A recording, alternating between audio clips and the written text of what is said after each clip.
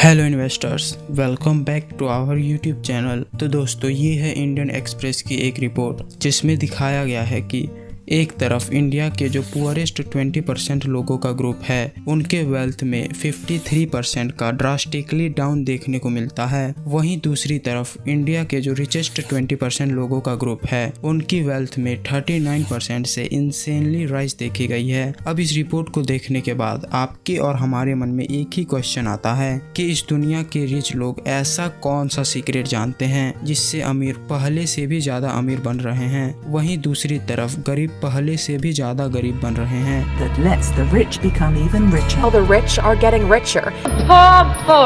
Provided the rich were less rich. Gautam Adani became the second richest person in the world. वर्ष 2019 में भारत में 10,281 किसानों ने आत्महत्या की थी। तो फ्रेंड्स, आज की इस वीडियो में हम इसी क्वेश्चन का answer rich dad poor dad के ऑथर रॉबर्ट कियोसाकी की one of the best selling book why the rich are getting richer की हेल्प से जानेंगे। तो इस वीडियो को स्टार्ट करने से पहले मेरी आपसे एक ही रिक्वेस्ट है कि इस वीडियो को पूरा एंड तक देखिएगा, क्योंकि इस वीडियो के सभी पार्ट्स इम्पोर्टेंट है और आधी अधूरी नॉलेज को अपने लाइफ में इम्प्लीमेंट करने का कोई सेंस नहीं बनता है। तो अगर आपको ये वीडियो पसंद आए तो इस वीडियो को लाइक कर दे और अपने नॉलेज को इसी तरह से इम्प्रूव करते रहने के लिए हमारे चैनल को सब्सक्राइब करके नोटिफिकेशन बेल को ऑन कर दें। Point 1, the rich understand how the money works. अब इस पॉइंट में ऑथर हमें कहते हैं कि अमीर और अमीर इसीलिए बन रहे हैं क्योंकि उनका फाइनेंशियल आईक्यू बहुत ही ज्यादा हाई होता है। अब फाइनेंशियल आईक्यू हाई होने का मतलब ये है कि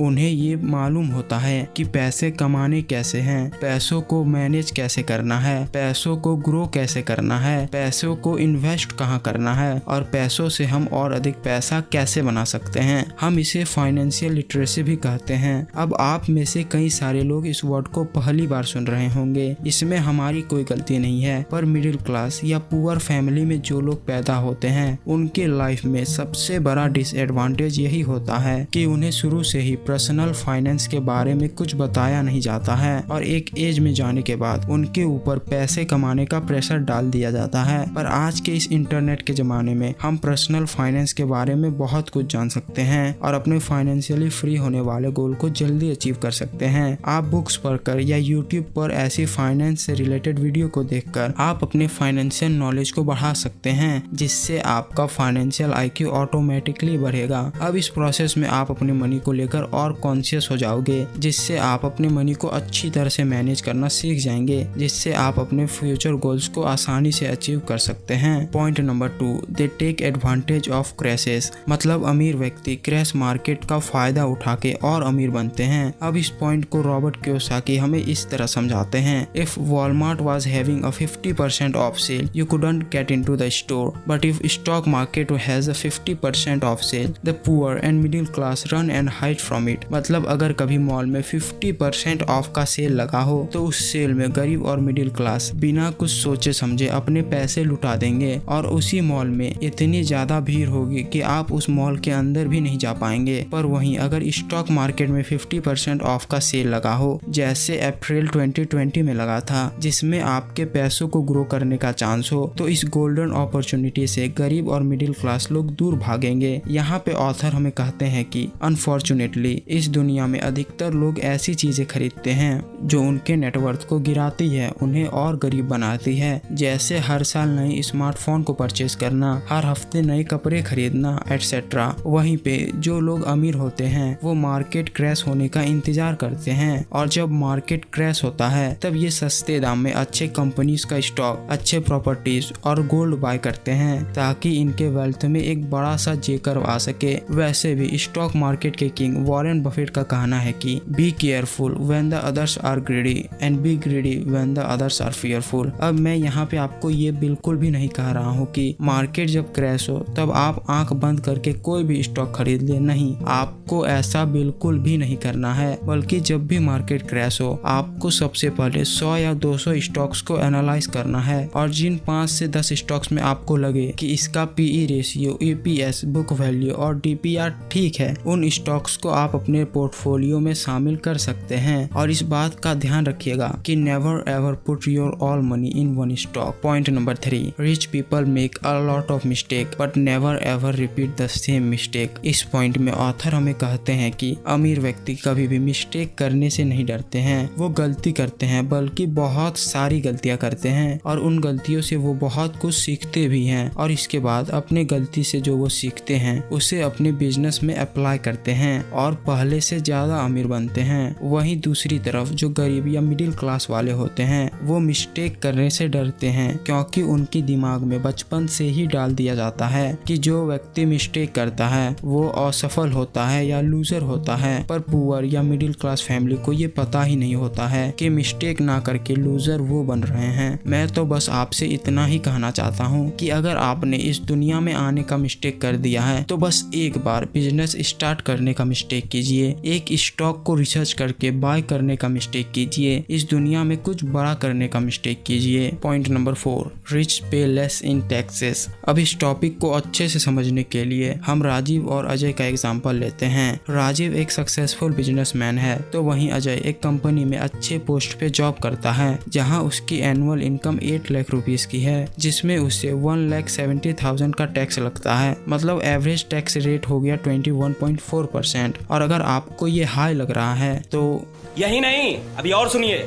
जब वो अपने फैमिली के साथ बाहर रेस्टोरेंट जाएगा तो उसके ऊपर जीएसटी के तौर पे फिर टैक्स लगेगा। अगर वो अपने लिए नया स्मार्टफोन या अपने घर के लिए नया टीवी लेता है तो उसे फिर 18% जीएसटी पे करनी होगी। अब चलिए समझते हैं कि राजीव एक बिजनेसमैन होके कैसे टैक्स बचाता है। तो राजीव सबसे पहले अपने बिजनेस इनकम से जम के स्पेंड करते हैं, जैसे रेस्टोरेंट में खाना खाना, 5 स्टार होटल में स्टे करना। फिर अगर वो कार या लैपटॉप लेते हैं तो उस पे उन्हें डेप्रिसिएशन मिलता है और जब वो अपने घर के लिए टीवी या अपने लिए स्मार्टफोन लेते हैं तो उस पे उन्हें जीएसटी क्रेडिट मिलता है, वो अलग। और ये सब खर्चा करने के बाद जो अमाउंट बचता है उसे वो एज अ प्रॉफिट बता के उस पे टैक्स भरते हैं। राजीव को अजय की कंपैरिजन में इतनी सारी फैसिलिटीज मिलती है क्योंकि राजीव इकोनॉमी में जॉब क्रिएट कर रहा है या कई सारी प्रोडक्ट्स को क्रिएट कर रहा है। इसीलिए हम यहाँ कह सकते हैं कि अगर आपको रिच बनना है तो टैक्स उसमें एक मेजर रोल प्ले करती है। Point number 5, rich people use डेप्ट